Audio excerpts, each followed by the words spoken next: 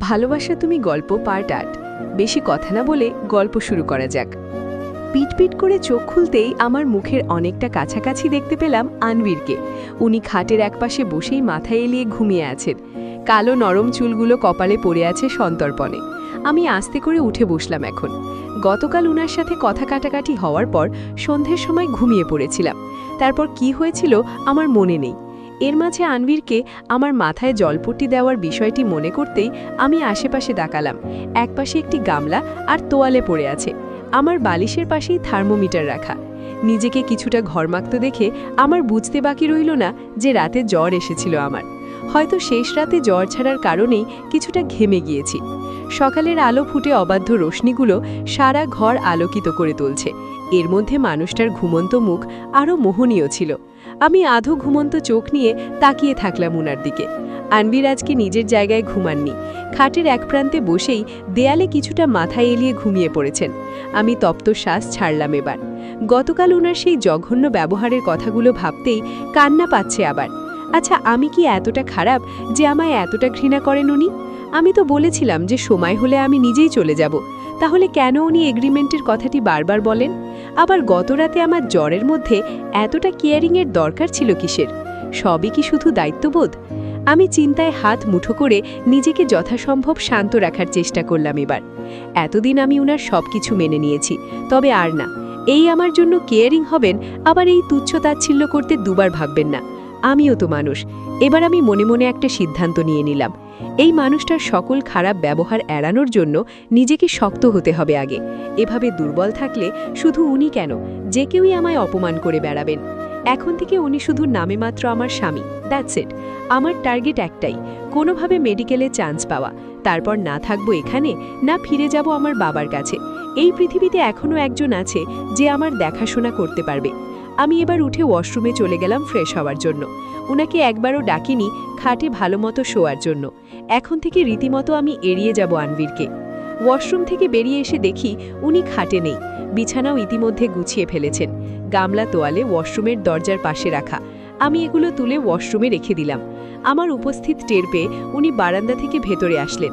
বলে উঠলেন, শরীর কেমন এখন তোমার? ভালো, আমার মৃদু প্রতিউত্তর।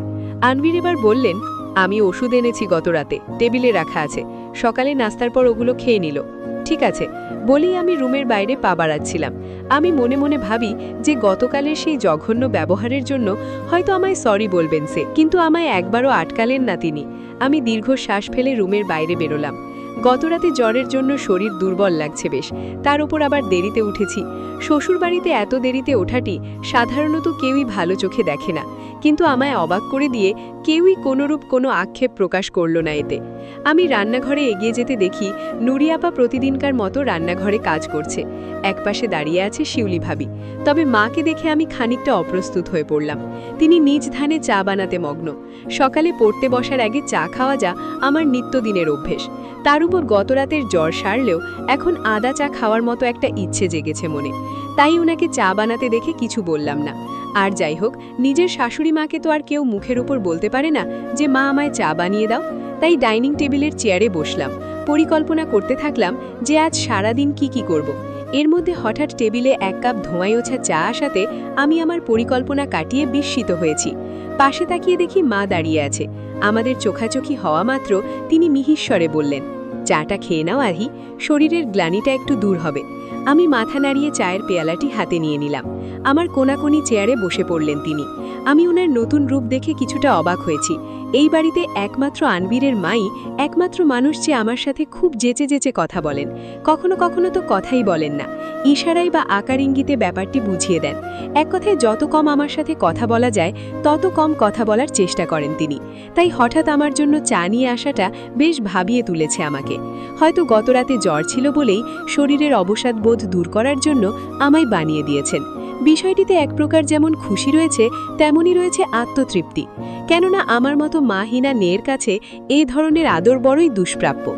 হঠাৎ আমায় অশ্রুসিক্ত হতে দেখে মা বিচলিত হয়ে বললেন, এ কি আহি, আবার শরীর খারাপ লাগছে? না মা। আমার কথা শুনে তিনি স্বস্তির নিঃশ্বাস ফেললেন।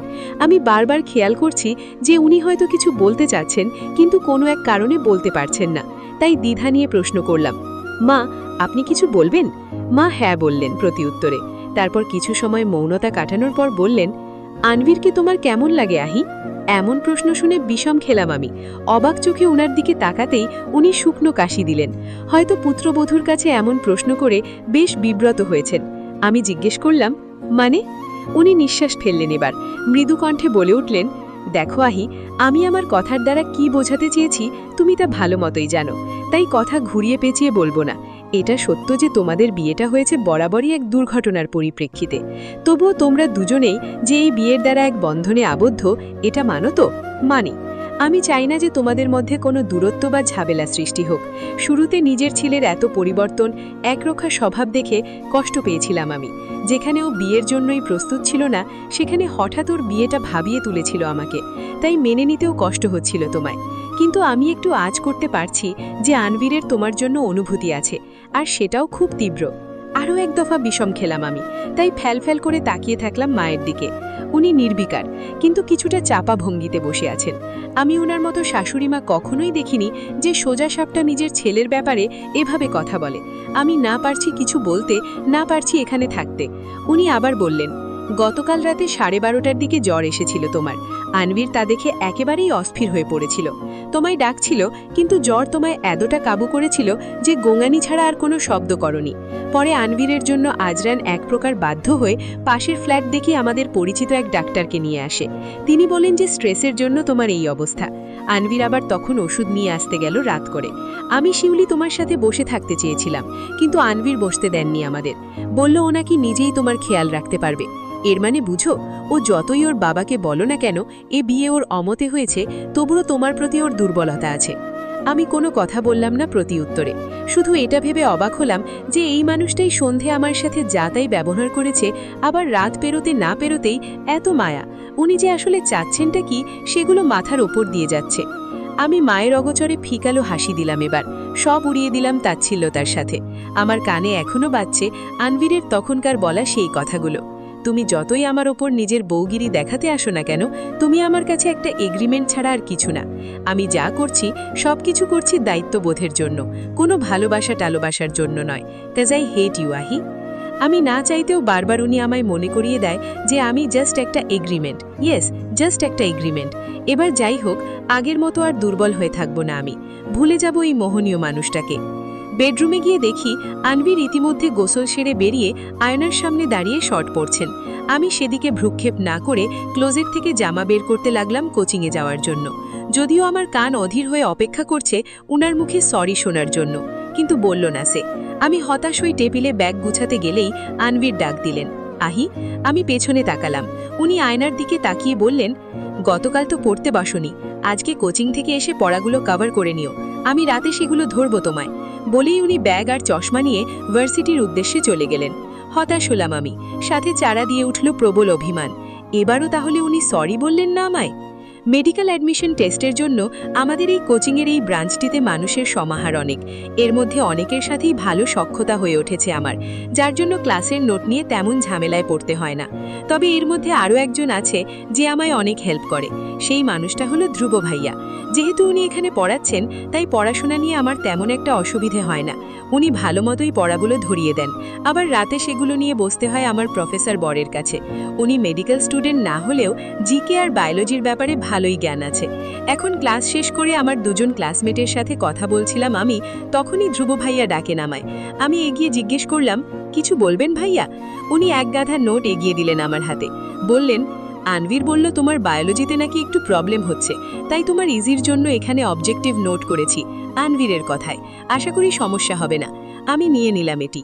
একটু অবাকও হলাম আনভীরের নামে কথাটি শুনে। আমি ধন্যবাদ বলে ক্লাস থেকে বেরোতেই থামিয়ে দিলেন ভাইয়া, বললেন, এখন ফ্রি আছো আহি? জি আছি। তবে কেন? মিহি হাসল ধ্রুব, বলে উঠল, পার্কে যাবে? আমি প্রশ্নবোধক দৃষ্টি নিয়ে তার দিকে তাকাই। কি বলবো ঠিক বুঝে উঠতে পারছি না। ধ্রুব আবার বললেন, তুমি যে হারে পড়াশোনা করছো, আই থিঙ্ক তোমার কিছুটা রিফ্রেশমেন্টের দরকার, তাই বলছিলাম জাস্ট আধ ঘন্টার জন্য ঘুরে আসতে, পরে না হয় বাসায় মন দিয়ে পড়ো। আমার হঠাৎ মনে পড়ল আনভীরের কথা। উনি না করেছিলেন পড়াশোনা ছাড়া ধ্রুব ভাইয়ার সাথে খুব বেশি একটা কথা না বলতে। সেদিকে ওনার সাথে ঘুরলে উনি রেগে যাবেন নিশ্চয়ই। আমি দ্বিধা নিয়ে বললাম, আজ না ভাইয়া। আনভীরের জন্য ভয় পাচ্ছ? উনার সন্দেহজনিত কণ্ঠ। আমি মৌন হয়ে রইলাম। ধ্রুব হেসে বললেন, রিল্যাক্স, আনবীর কিছুই বলবে না তোমায়। ও তো আর তোমার প্রতি অ্যাট্রাক্টেড না যে বেশি পজিটিভ ফিল করবে। তাছাড়া তোমরা জাস্ট এগ্রিমেন্টের জন্যই একসাথে আছো, তা তো আমি জানি। সো চিল, কিছু বলবে না। আবার এগ্রিমেন্ট, এই শব্দটা মাথা খেয়ে ফেলছে আমার। একই সাথে রাগ লাগছে আনবীর আর ধ্রুব ভাইয়ার ওপর। তবে আমি ভাবলাম বিষয়টা, উনি তো আর ভুল কিছু বলেননি। যেদিকে আমাদের সম্পর্কটা টিকে আছে একটা খসড়া কাগজের জন্য, সেখানে বাধা দেওয়ার আনবীর কে? উনি তো স্পষ্টই বলে দিয়েছেন যে আমায় সে ঘৃণা করে। আমি তপ্ত শ্বাস ফেললাম এবার। পড়াশোনার মানসিক যন্ত্রণা অতিষ্ঠ করে তুলছে আমায়, তাই মাথা নাড়িয়ে সম্মতি জানালাম। আকাশ আজ পরিষ্কার, পাখির কলকাকলির আনাগোনায় সুন্দর পরিবেশ। বলতে হবে ধ্রুব ভাইয়া মজার একজন মানুষ। উনার সাথে কিছুক্ষণ হাঁটাহাঁটি পড়াতে আমার অবসন্ন মন নিমিষেই ভালো হয়ে গিয়েছে। প্রায় ২০-২৫ মিনিট পার্কে ঘোরাঘুরি করার পর আমি আর ধ্রুব ভাইয়া একটা রিকশা নিয়ে বাসার উদ্দেশ্যে গেলাম। আমি যদিও না বলেছিলাম যে আমায় বাসায় পৌঁছে দেওয়ার প্রয়োজন নেই, কিন্তু উনি শুনলেন না আমার কথা, তাই আমি আর কথা বাড়ালাম না। কলোনির কাছেই রিকশা থামালাম আমি নেমে ওনাকে বিনয়ী স্বরে বললাম, আপনিও বাসায় আসুন ভাইয়া। উনিও রিকশা থেমে নামলেন এবার। মিহি হেসে বলেন যে আজ আসবেন না। উনি আরো কিছু বলতে যাচ্ছিলেন, তখনই পেছন থেকে কেউ শীতল কণ্ঠে বলল, এতক্ষণ কোথায় ছিলে আহি? আমি চমকে পেছনে তাকালাম এবার। আনবীর দাঁড়িয়ে আছে একটু দূরে, চোখের দৃষ্টি তীক্ষ্ণ, রুজোরা একটু বাঁকা করে আমার দিকে তাকিয়ে আছেন। আমি শুকনো ঢোক গিললাম এবার। উনি হঠাৎ এভাবে রেগে গেলেন কেন? আনবীর রুমের দরজাটা সশব্দে লাগাতেই আমি কেঁপে উঠলাম। শার্টের ওপরের দুটো বোতাম খুলতে খুলতে গহীন চোখে তাকান আমার দিকে। উনি আজ ভয়ঙ্কর রেগে আছেন। নিঃশ্বাস ফেলে নিজেকে নিয়ন্ত্রণ করার চেষ্টা করছেন বারবার। আমি বুঝে উঠতে পারছি না এমন কি ভুল করলাম যে ধ্রুব ভাইয়ার সামনেই উনি আমার হাত টেনে এভাবে রুমে নিয়ে আসলেন। আমি এবার সাহস জুগিয়ে বলে ফেললাম, আমি এমন কি করলাম যে আপনি এমন রেগে আছেন? আর এই কথাটি জিজ্ঞেস করাটাই ছিল আমার হয়তো বিশাল একটা ভুল। উনি এবার তীক্ষ্ণ চোখে আমাদের দৃষ্টি নিক্ষেপ করেই টেরে আসলেন আমার দিকে। তারপর আমার দু কাঁধে নিজের হাত এমনভাবেই খামচে ধরলেন যে ভারে বোধহয় আমার কাঁধ ছিঁড়ে যাবে। উনি দাঁতের দাঁত চেপে বললেন, ফোন কোথায় তোমার? জি